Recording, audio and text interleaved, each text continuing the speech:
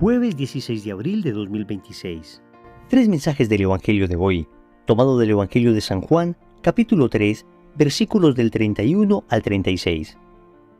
El que viene de lo alto está por encima de todos. El que es de la tierra y habla de la tierra. El que viene del cielo está por encima de todos. De lo que ha visto y ha oído da testimonio, y nadie acepta su testimonio. El que acepta su testimonio certifica que Dios es veraz. El que Dios envió habla las palabras de Dios porque no da el Espíritu con medida.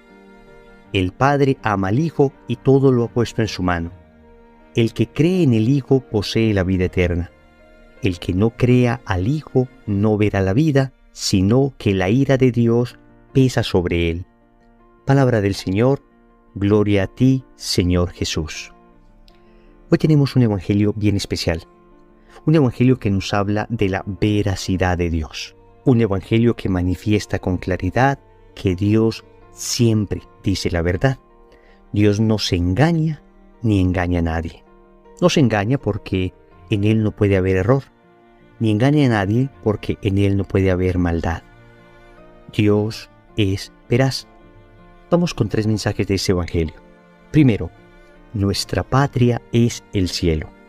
Segundo, ¿hablas el lenguaje de Dios? Tercero, ¿qué es la ira de Dios? Vamos con el primer punto. Nuestra patria es el cielo. El Señor habla de los que viven de cara al cielo y de los que viven de cara a la tierra. Los que viven de cara a la tierra hablan de cosas de la tierra. Los que viven de cara al cielo, es decir, de rostro al cielo, haciendo las cosas para la eternidad, entonces hablan las cosas del cielo. La pregunta es, ¿entendemos nosotros que nuestra patria es el cielo? Corremos el grave riesgo de olvidarnos que nuestra vida terrena es transitoria.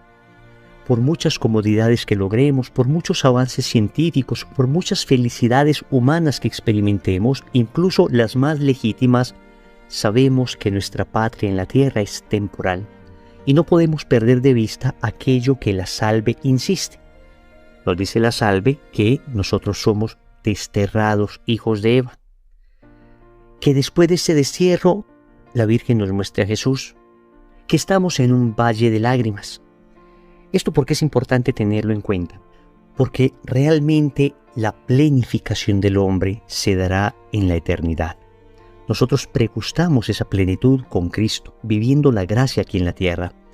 Pero debemos decir que aún viviendo la gracia en la tierra, tendremos muchos vacíos que no terminaremos de llenar hasta que nos encontremos definitivamente en la eternidad con Dios. La plena realización del hombre se encuentra en la eternidad. Repito, no lo pierdas de vista.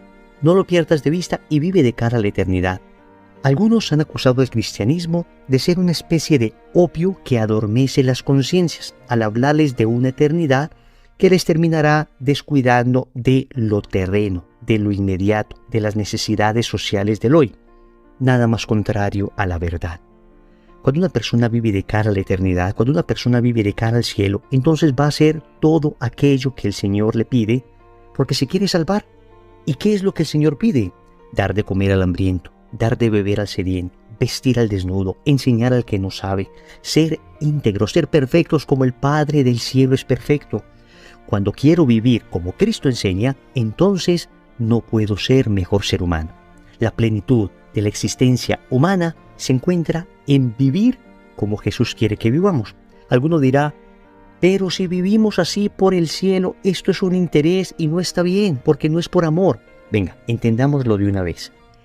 El cielo es la plenitud de Cristo, es la conquista definitiva de Cristo. Ver cara a cara a Dios es la plenitud del amor. Entonces no es un interés más allá del único verdadero interés que puede tener un ser humano, y es conquistar a Cristo definitivamente. Entonces, ¿hacemos todo esto por interés del cielo? Sí, porque el cielo es Cristo, porque la plenitud de la felicidad se encuentra en Él. No lo olvides, tu patria es el cielo. Segundo, ¿hablas el lenguaje de Dios? El Señor dice que quien viene del cielo habla palabras de Dios. ¿Y tú y yo hablamos el lenguaje de Dios o el lenguaje del mundo? El lenguaje de Dios es un lenguaje de verdad. El lenguaje del mundo es un lenguaje de mentira. El lenguaje de Dios es un lenguaje de bondad. El lenguaje del mundo es un lenguaje de egoísmo. ¿Tú qué lenguaje hablas? Para hablar el lenguaje de Dios se necesita tener el Espíritu Santo sin medida, como lo dice el Señor en el Evangelio. Es decir, tener el Espíritu Santo de manera desbordante. El mismo San Juan dice en su Evangelio, en el capítulo 1, versículo 16, que de Cristo hemos recibido la plenitud. Participamos de su plenitud. ¿De qué plenitud? De la plenitud del Espíritu. Cuando una persona está llena del Espíritu Santo, cuando una persona de verdad tiene en su corazón a Dios, es que se le nota hasta en la manera de hablar, se le nota en la manera de caminar, se le nota en la manera de mirar, se le nota en la manera de corregir, se le nota en la manera de aceptar las correcciones. Es una persona que respira a Dios, es una persona por cuyos poros se nota a Dios. Pero cuando una persona no tiene a Dios, cuando una persona está llena de mundo, de egoísmo, de vanidad, también se le nota en cada acción, también se le nota en cada cosa que hace. Y aunque intente fingir, se notará que su lenguaje no es un lenguaje divino, que su lenguaje no es un lenguaje de cara a la eternidad, no es un lenguaje de Dios. Debemos esforzarnos nosotros por tener un lenguaje de Dios toda vez que nos esforcemos por estar llenos de Dios. Hablas de lo que está lleno. De lo que abunda el corazón, habla la boca. ¿Qué abunda en tu corazón? Deseo de dinero, deseo de placer desmedido, deseo de mucha diversión a costa de lo que sea, deseo de poder, deseo de ostentación, deseo de que me vean en las redes sociales, deseo de mostrarme. ¿Qué abunda en tu corazón?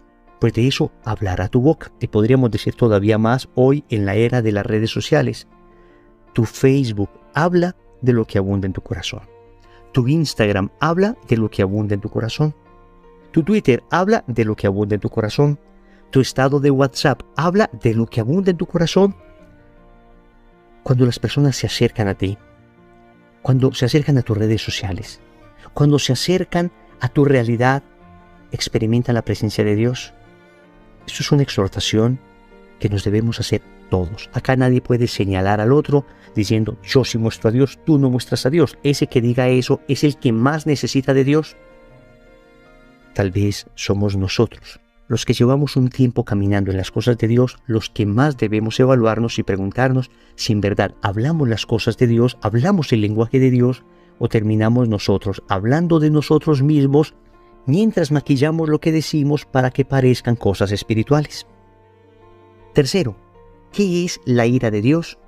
En el Evangelio, el Señor termina diciendo que aquel que no cree en el Hijo del Hombre, es decir, en Jesús, pues tiene sobre él la ira de Dios. ¿Y qué es esto de la ira de Dios? ¿Qué es esto de la justicia divina que evidentemente aparece en la Escritura? Saben ustedes que Dios es por naturaleza misericordioso. La misericordia define la naturaleza misma de Dios. Y sin embargo, tenemos que aceptar la Escritura completa. No como nos gustaría que estuviera, sino como es. Y en la Sagrada Escritura se habla de la ira divina. Se habla de el juicio de Dios. Pero esto tenemos que entenderlo adecuadamente para no ir a suponer que la ira de Dios, el juicio de Dios, es parecido a la ira humana o al juicio humano. Nosotros los seres humanos juzgamos, tenemos iras, tenemos rabias, tenemos venganzas desde nuestro orgullo, desde nuestra soberbia, desde nuestra falta de criterio, desde nuestro juicio desequilibrado. En Dios, en cambio, su justicia es perfecta. ¿Y en qué consiste esto de la justicia divina?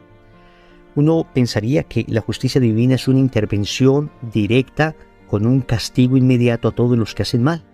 Pero la realidad es que no es así. La experiencia nos muestra que hay gente que hace mucho mal y sin embargo no pareciera recibir un castigo inmediato de Dios.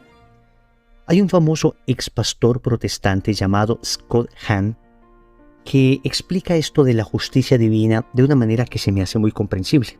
Y así dice que la ira de Dios o la justicia de Dios o los castigos de Dios consisten básicamente en dejar que nosotros paguemos las consecuencias de nuestras propias acciones. Pongo un ejemplo. Si uno le dice a un hijo, mira, no camines por acá porque estamos trapeando y el piso está húmedo, y si caminas por acá te vas a caer. Y se lo dices una y otra vez, y el niño no obedece, y se lo vuelves a repetir, y lo has tomado de las manos una y otra vez para que no se deslice y no se aporree, pues finalmente hay un momento donde uno dice, muy bien, camina. El niño se resbala, se da un pequeño golpe, y entonces uno le dice, ¿te das cuenta? Esto no es lo que yo quería, pero esto es la consecuencia de tus acciones. Ahora, a alguien se le ocurriría pensar que el papá va a llegar viendo a su niño en el suelo a golpearlo porque desobedeció después de que ya se ha dado un golpe como consecuencia de su desobediencia. Pues sí, es bastante improbable que un papá hiciera esto.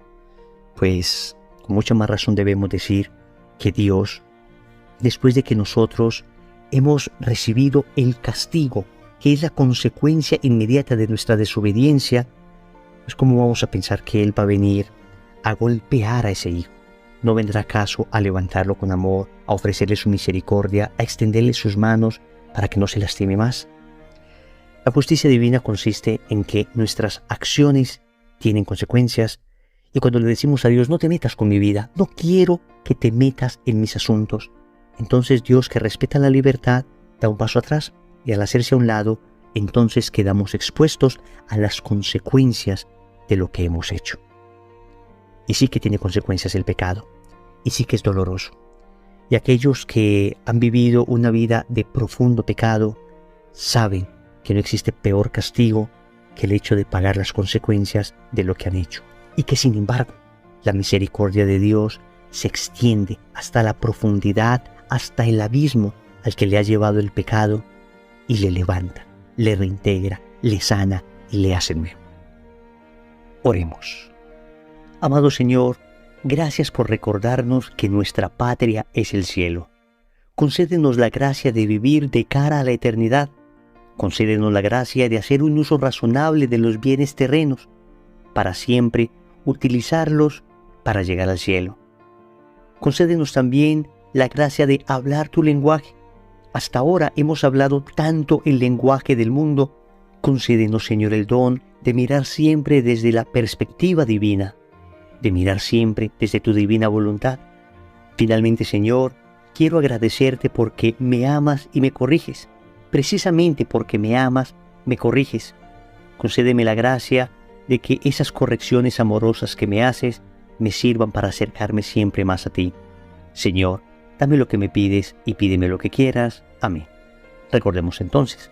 Primero, nuestra patria es el cielo. Segundo, ¿hablas el lenguaje de Dios? Tercero, ¿qué es la ira de Dios? Compromiso. Vamos a orar hoy la salve para recordar que somos desterrados y que nuestra patria es el cielo.